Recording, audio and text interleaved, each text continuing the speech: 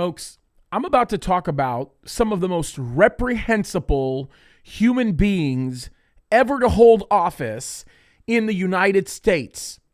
Now, before I get into them, we have been talking about Ben and Jerry's and their foolishness and their insanity with respect to their ban. Now, we've talked about this. We know that the dirty little secret associated with Ben and Jerry's is that they have not just aimed their targets at what they call settlements, but they are aiming at Jerusalem, the capital of Israel. They are saying that that is also occupied Palestinian territory, and they have made no quirks about their bans concerning these things. They have, of course, been hiding all of their terminology to point to some very direct things, including the fact that they have not come outright and said that they include the Western Wall in what they call the occupied territories. But it's okay, Ben and Jerry's, move over because the squad is on a completely different level. Now, you know who I'm talking about when I say the squad. They are some of the most reprehensible human beings in office. They are not good people. I don't even like saying Rashida Tlaib's name or Ocasio-Cortez or Cori Bush or Ayanna Pressley. They are evil people, and I don't even really want to talk about them, but this is what they're doing right now. They have written a letter, and I kid you not, this letter is out there. It's a real letter to the Secretary of the Treasury, Janet Yellen, who's also a piece of work, who hates Israel. They have written a letter that is calling to revoke the tax-exempt status of any charity that funds to project anything positive about Israel or any projects in what they call the occupied Palestinian territory. Make no mistake about it, they're talking about East Jerusalem, they're talking about Judea, Samaria, they're talking about the Temple Mount, they are certainly talking about the Western Wall, they're talking about all of that stuff. They're actually coming outright and saying it, unlike Ben and Jerry's. They're saying the West Bank, which don't ever use the term West Bank, folks. We refer to that as Judea, Samaria. I use the appropriate terms. But they say the West Bank, including East Jerusalem, or occupied East Jerusalem neighborhoods, and they know exactly what they're talking about when they say that.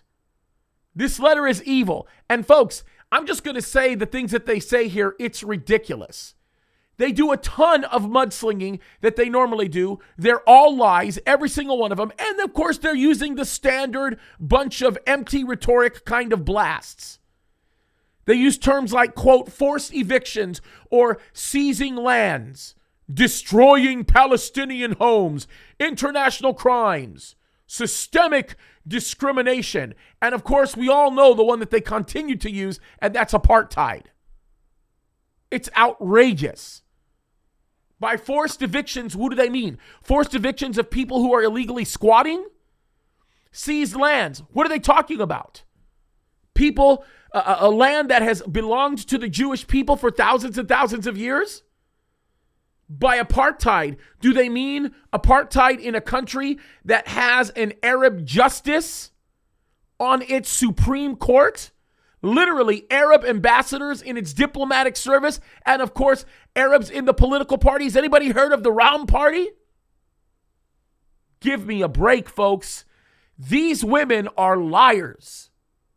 They are lying and the truth is not in them, and they continue to not tell the truth about what's going on. Folks, I'm going to say this again. Genesis tells us God will bless those that bless Israel, and he will curse those that curse Israel. I'm doing this so that you can understand when they talk about, quote, occupied Palestinian territory, they're also referring to Jerusalem. I'm not happy about what I just read, and I can just tell you this right now. These people should never be allowed to take office because what they are doing. They hate the United States of America, which is why they're seeking to destroy Israel. We should never allow these people to take office. They are brutal. They are bigoted, and they are completely discriminatory. I don't care what anybody says. That's the reality of what they are. We need to stand up to this evil and stand for Israel, because Israel deserves us to stand. Literally, they deserve to be stood up for. Why? Because God tells us to do that. Enough is enough, folks.